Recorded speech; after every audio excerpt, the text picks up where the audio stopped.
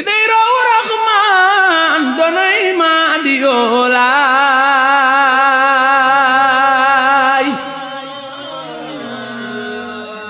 Comme mbokki internetu Cambérène 24 la force de l'actualité tey nag ñu ñëwoon teewee bi ab cérémonie bi nga xamante ni maire Cambérène amal na ko rek ngir def ab subvention bu toll ci 4 millions lii di ay ASC Cambérène bi nag monsieur le maire ñu ngi lay nuyu. maa ngi lay fay. d'accord tey nag ñu gis nga def benn acte bu am solo ñu bëggoon xam rek lan moo ko sabab.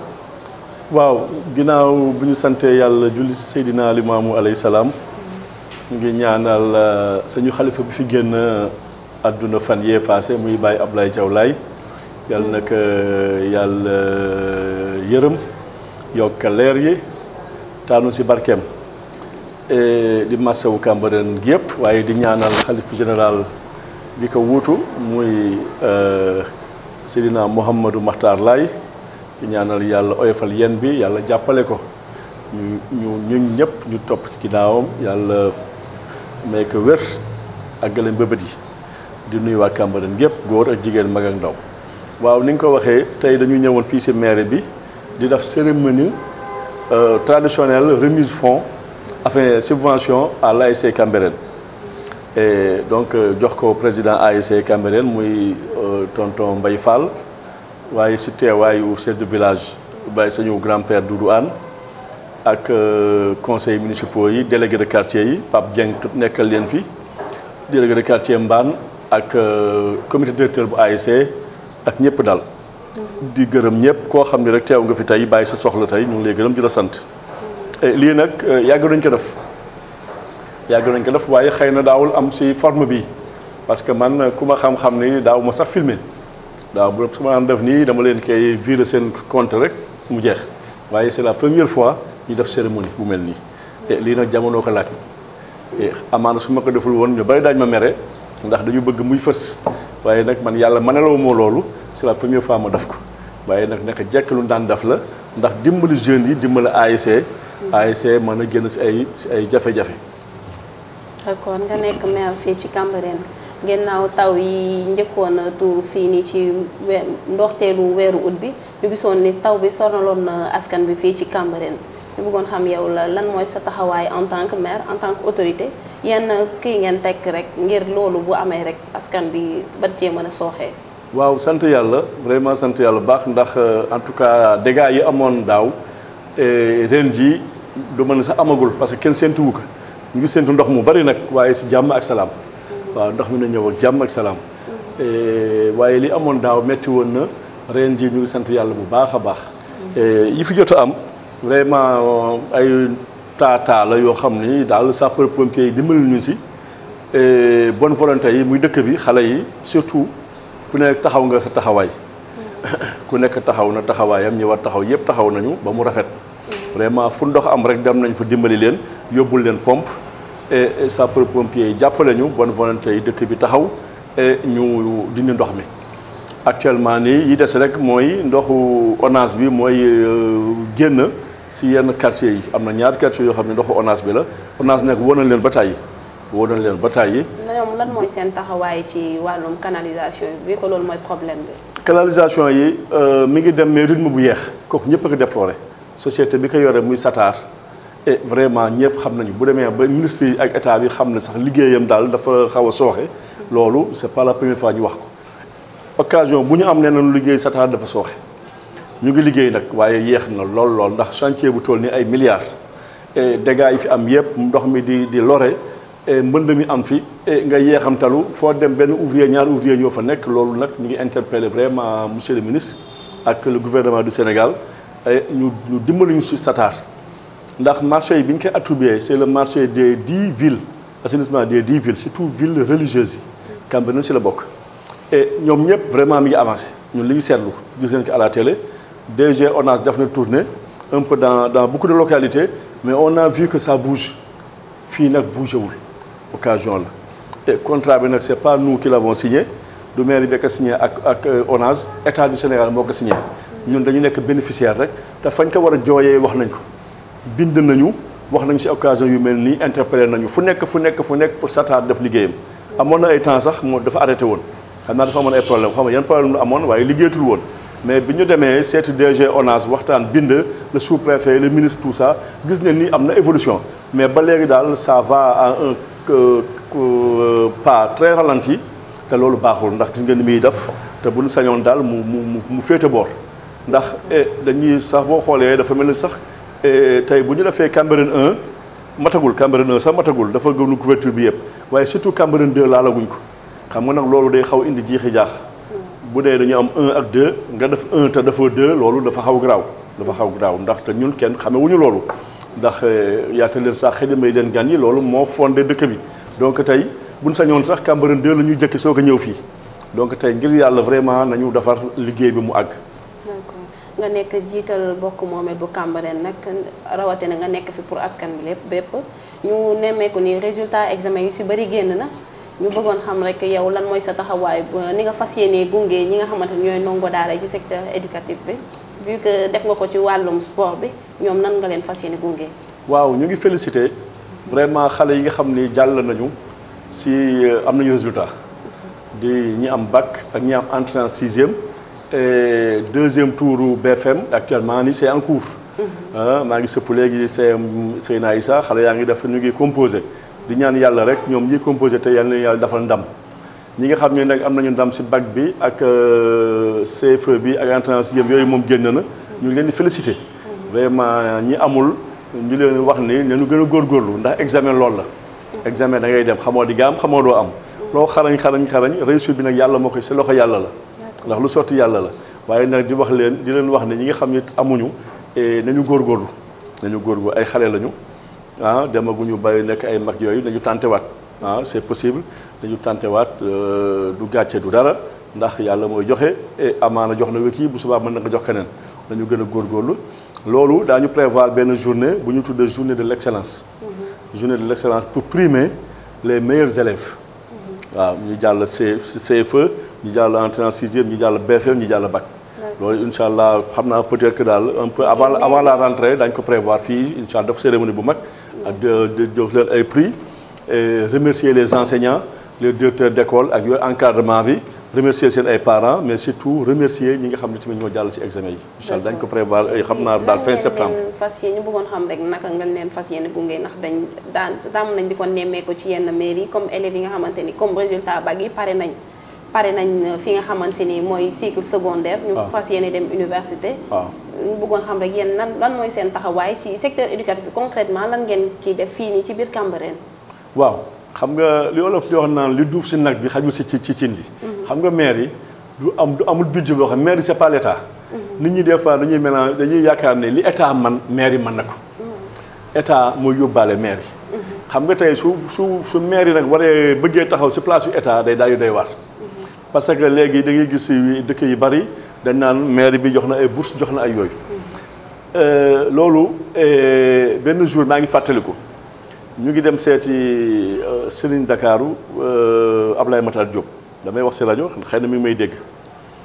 mënuñu en tout cas bu gisee président dina waxtaan ak moom si ñu gën a orienté maire yi daal pas compétence parce que compétence yi leer na mais pratique bi moo xaw a dévoyé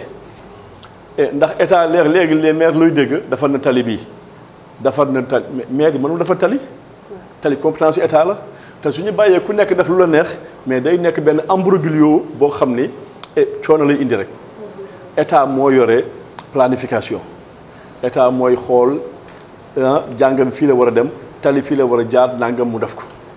te sans compter les moyens léegi bourse yi xale yi nga xam ne tey jàll nañu war a dem université mais fu fekkee par exemple ñoom seen bopp mënuñu def loolu mënuñu doxal pour am bourse am na ko fi ñëw léegi rek dooguma la après naa kii ñëw ni ma sama doom dafa am mention à bien dama bëggoon bourse ma ne ko mais mention à bien il est boursier d'office day am bourse te même sax bu ñu ko encadré sax war na am bourse même étrangère ça dépend si nombre bi am bourse mention à bien parce que da ngay xool am na ñu am mention très bien am na ñu am bien donc tey à bien tey balaa moo am tey amaana daan jox ki am bien wala ki am très bien yooyu yëpp nag bu ñu ko encadré amaana bourse fii moom national moom c'est d'office tous les étudiants sont boursiers surtout nag boo amee mention loolu day wane ne yow tu es au-dessus du lot te da ngay am bourse waaw loolu beneen bi budget orientation la budget orientation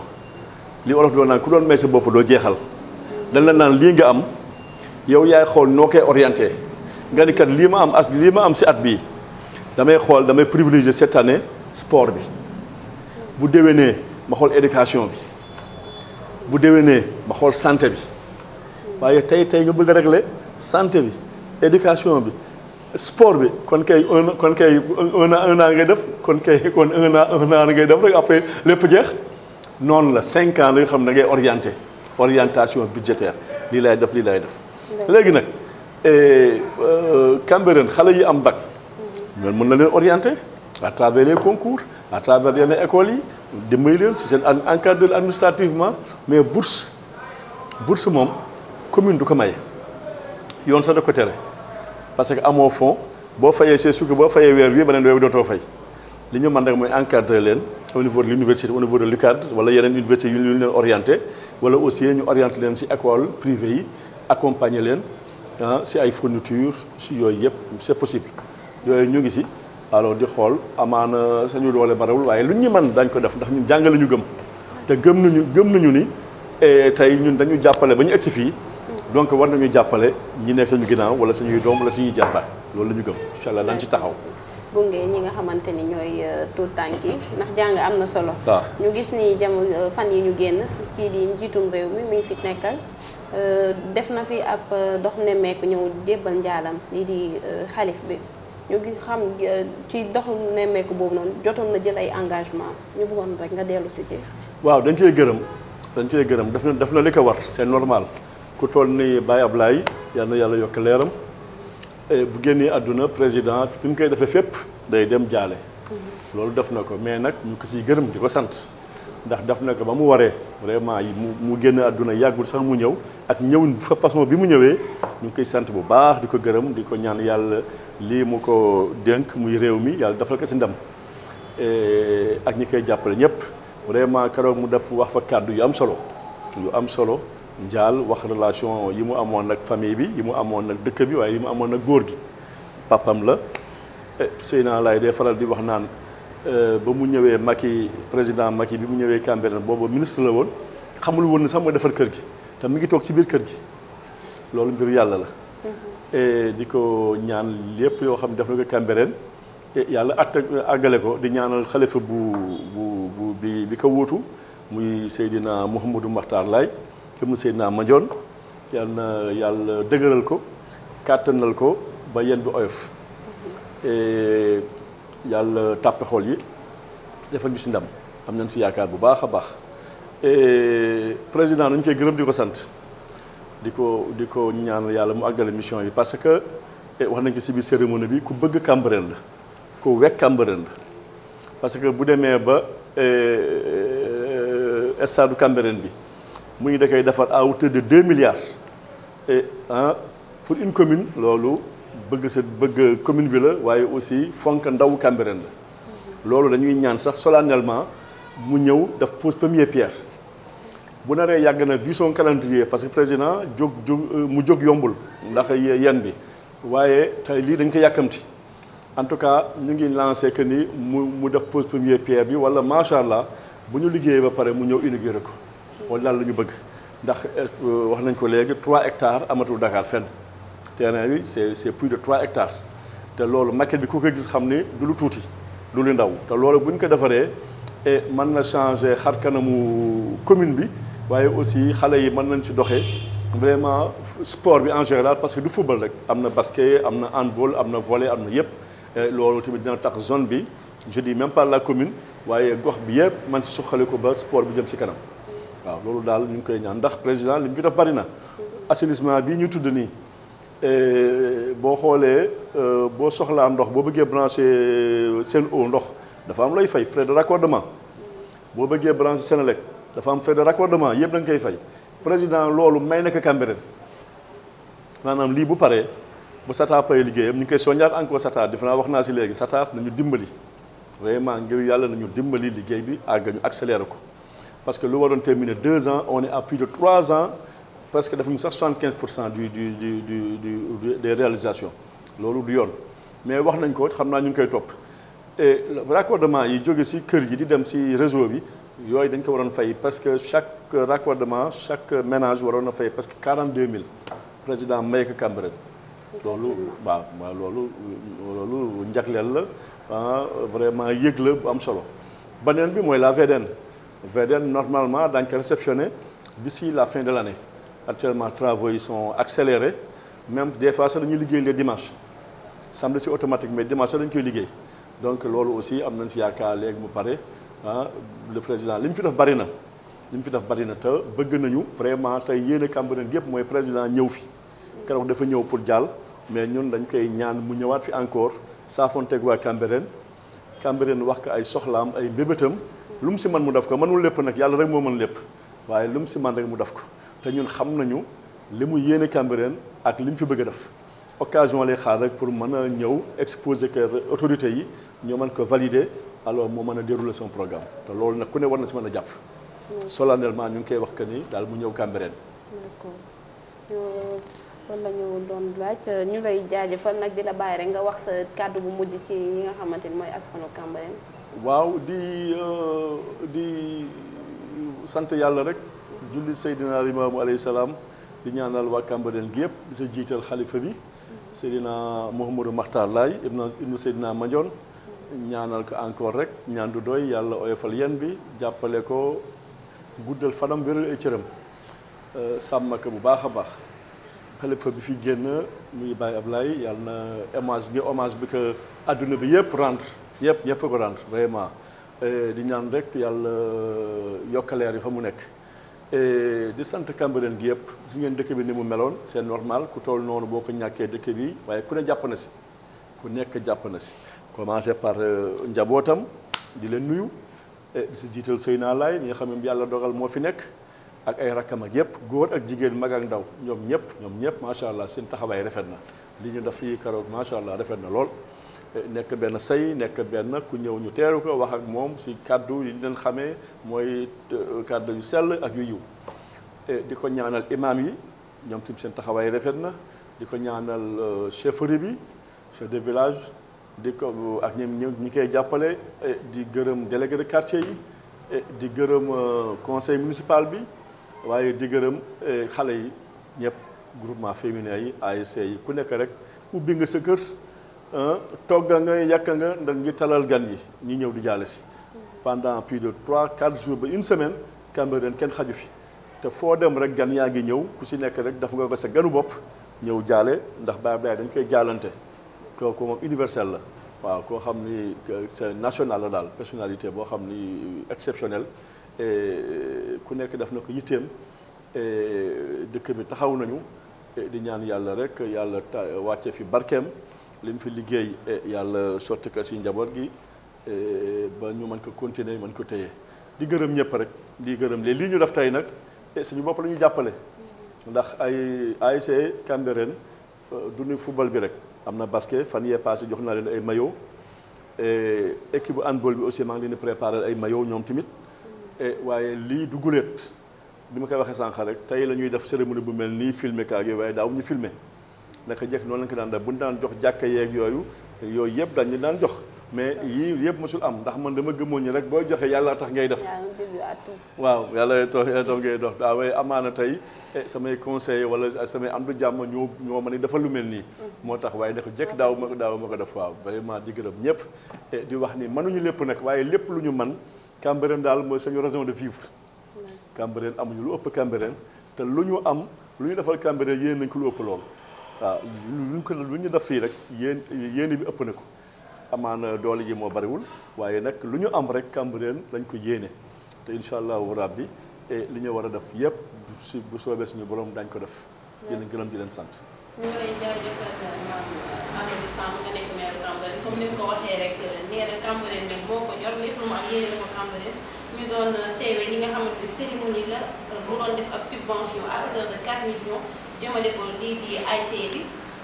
fas yéene wu ko yemale foofu na fas yéene gunge la secteur yëpp fas yéene leen a gunge donc ñu ngi leen di jaajëfal yéen aussi yéen ñu doon suivre ci fi nga xamante ni mooy Cambérène 24 la force de l'actualité jaa ngeen jëf. Diraw Rahman donay ma di yoolay